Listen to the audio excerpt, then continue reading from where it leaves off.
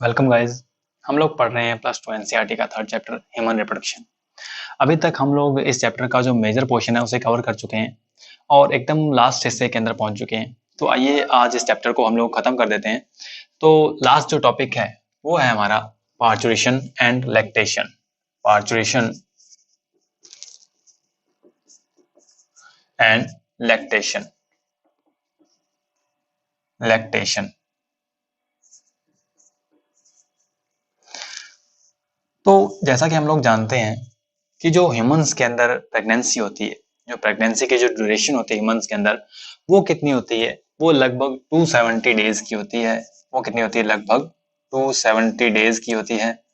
ठीक, या फिर अगर हम लोग इसे मंथ्स में काउंट करें तो लगभग 9 मंथ्स की होती है। ठीक, और ये जो ड्यूरेशन है इसे ही हम लोग क्या बोल देते हैं? जेस्टेशन पीरियड बोल देते हैं। क्या बोलते हैं? Gestation period. जेस्टेशन पीरियड बोल देते हैं। क्लियर?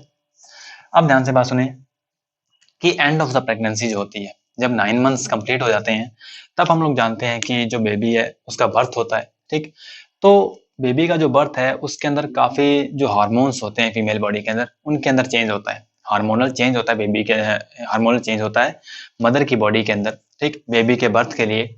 तो उन हार्मोनल चेंजेस जो हैं, वो जो हार्मोनल चेंजेस हैं, आइए उनको पढ़ते हैं। तो बेसिकली जो पार्चुरेशन की प्रोसेस है ये क्या है? एक न्यूरो एंडोक्राइन मैकेनिज्म है। क्या है? न्यूरो एंडोक्राइन मैकेनिज्म है। ठीक, न्यूरो एंडोक्राइन मैकेनिज्म है ये, जिसके अंदर क्या होता है कि काफी ज्यादा जो हार्मोन्स होते हैं उनके अंदर क्या होता है कि चेंज होता है, हार्मोनल चेंज होता है फीमेल बॉडी के अंदर।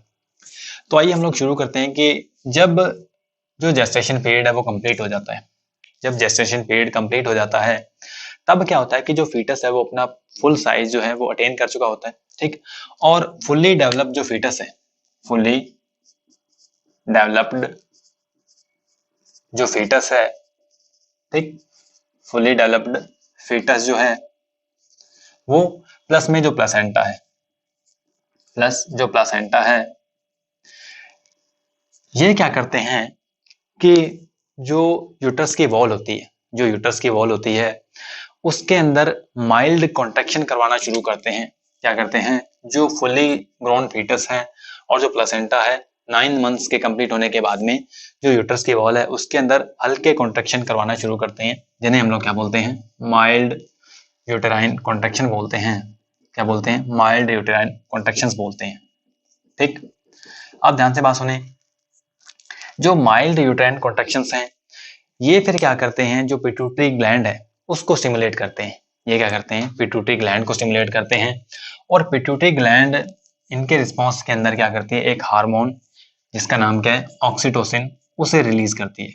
ऑक्सीटोसिन उसे रिलीज करती है। और जो ऑक्सीटोसिन हार्मोन है ये फिर क्या करता है? ये जो माइल्ड यूटेराइन कॉन्ट्रैक्शन से जो हल्के यूटेराइन कॉन्ट्रैक्शन थे इनको क्या कर देता है? थोड़ा स्पीड, इसको क्या करता है? थोड़ा स्पीड अप कर देता है इनकी।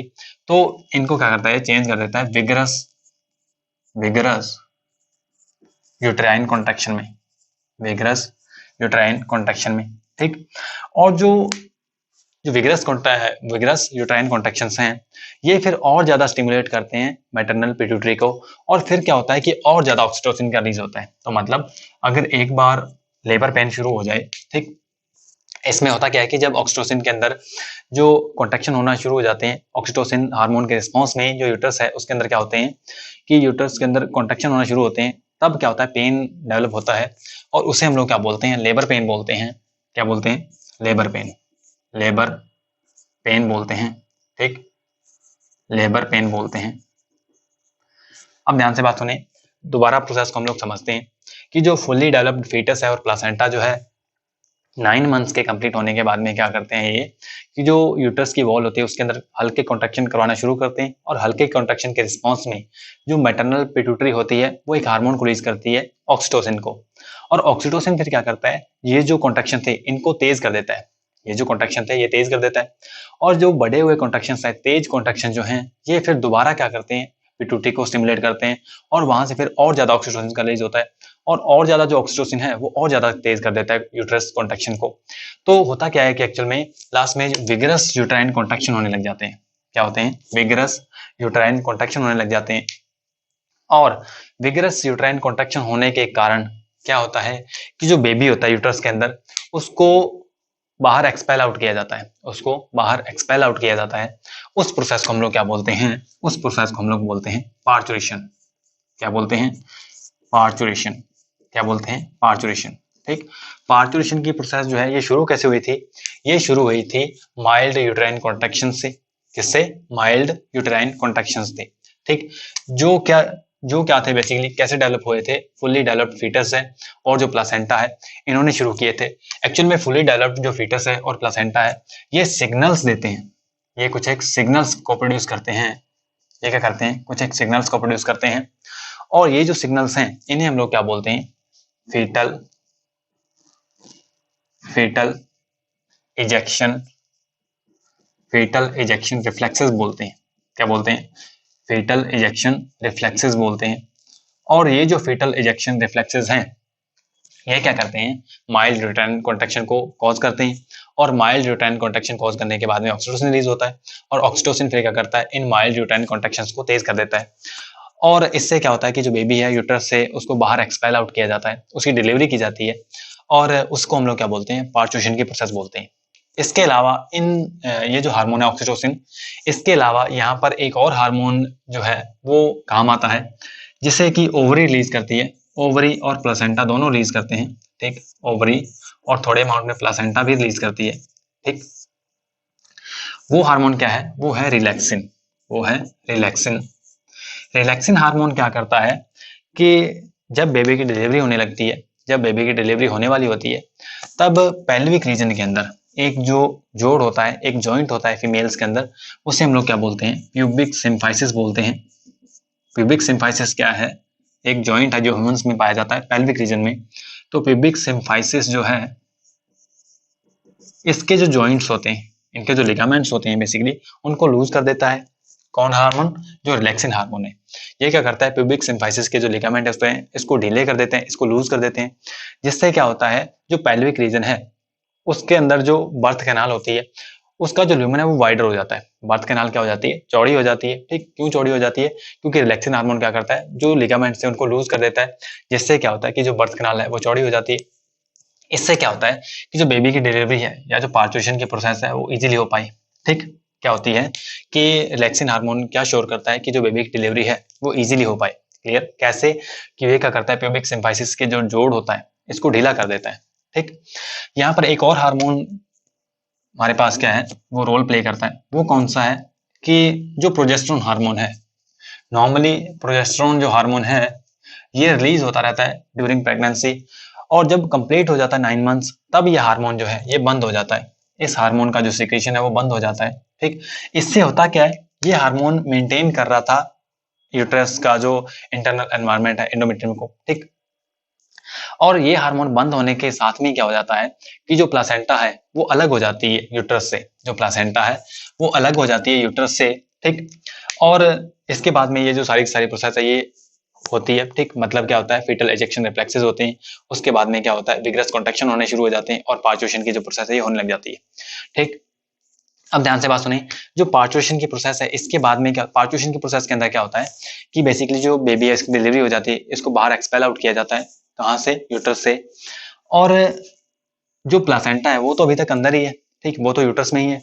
और थोड़े टाइम के बाद में, पार्चुरेशन की प्रोसेस के बाद में क्या होता है कि जो प्लासेंटा है, जो प्लासेंटा है, इसकी भी डिलीवरी की जाती है। इसकी भी डिलीवरी हो जाती है। ठीक। इसकी भी क्या हो जाती है? डिलीवरी हो जाती है। मतलब प्लासेंटा भी बाहर आ जाता है फीमेल बॉडी से। क्लियर? तो ये जो प्रोसेस थी, ये थी हमारी पार्चुरेशन की प्रोसेस। ठीक। तो इसके बाद में जो प्रोसेस है वो क्या है? लैक्टेशन। वो क्या है? लैक्टेशन। लैक्टेशन जो प्रोसेस है, इसके अंदर बेसिकली क्या है कि जो मैच्योर फीमेल जो होती है, ठीक है, प्रेग्नेंट फीमेल होती है, उसके अंदर जो मेमोरी ग्लैंड्स होती हैं वो डेवलप हो जाती हैं। ठीक। वो जो मेमोरी ग्लैंड्स होती हैं वो डेवलप हो जाती हैं किन हार्मोन के रिस्पॉन्स में? प्रोजेस्टेरोन एंड एस्ट्रोजन हार्मोन के रिस्पॉन्स में जो मेमोरी ग्लैंड्स होती हैं वो उसके अंदर क्या हो जाती हैं? डेवलप हो जाती हैं अच्छे तरह से। और उसके बाद में जब डिलीवरी हो जाती है, तब क्या होता है कि एक हार्मोन रिलीज होता है फीमेल बॉडी के अंदर। उस हार्मोन को हम लोग क्या बोलते हैं? प्रोलैक्टिन बोलते हैं। क्या बोलते हैं? प्रोलैक्टिन। पिट्यूटरी से ये हार्मोन जो है रिलीज होता है, ठीक, प्रोलैक्टिन हार्मोन।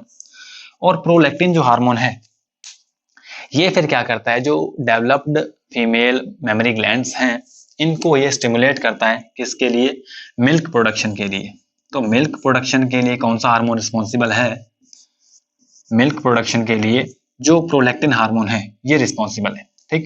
मिल्क प्रोडक्शन के लिए जो प्रोलैक्टिन हार्मोन है ये रिस्पॉन्सिबल है, क्लियर। और इसके अलावा जो ऑक्सीटोसिन है, जो ऑक्सीटोसिन क्या कर रहा था? बेबी के बर्थ के अंदर हेल्प कर रहा था, वो यहाँ पर भी क्या करता है? हेल्प करता है कि जो मिल्क इजेक्शन है, जो मिल्क इजेक्शन है, मिल्क इजेक्शन के अंदर क्या करता है? रोल प्ले करता है कौन सा हार्मोन? ऑक्सीटोसिन। मतलब प्रोलैक्टिन क्या करता है? मिल्क को प्रोड्यूस करवाता है और मेमोरी ग्लैंड से जो मिल्क है उसका इजेक्शन करवाता है, मतलब उसको बाहर निकलवाता है, कौन सा हार्मोन? ऑक्सीटोसिन। Oxytocin, clear. तो मिल्क प्रोडक्शन के लिए कौन सा हार्मोन होता है? प्रोलैक्टिन होता है। और जो मिल्क इजेक्शन के लिए हार्मोन है वो कौन सा है? ऑक्सीटोसिन है, क्लियर। और जब बेबी का बर्थ हो जाता है, जब बेबी का बर्थ हो जाता है तो कुछ एक दिनों तक, बेबी के बर्थ होने के बाद में कुछ एक दिनों तक जो मदर के अंदर जो मिल्क होता है वो डेवलप होता है, ठीक है, जो मिल्क का प्रोडक्शन होता है। तो वो जो मिल्क होता है इनिशियल कंडीशन के अंदर, इनिशियल कंडीशन के अंदर जो मिल्क होता है वो क्या होता है? थोड़ा येलोइश फ्लूइड होता है। वो क्या होता है? येलोइश फ्लूइड होता है। वो क्या होता है? येलोइश फ्लूइड होता है, येलोइश मिल्क होता है। और क्या बोलते हैं? इस येलोइश मिल्क को हम लोग क्या बोलते हैं? इस ये जो येलोइश मिल्क होता है इसे हम लोग कोलेस्ट्रम बोलते हैं।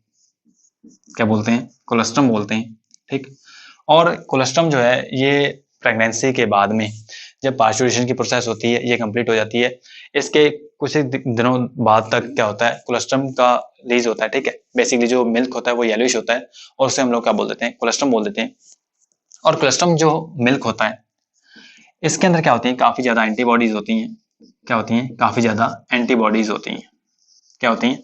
काफी ज्यादा एंटीबॉडीज होती हैं।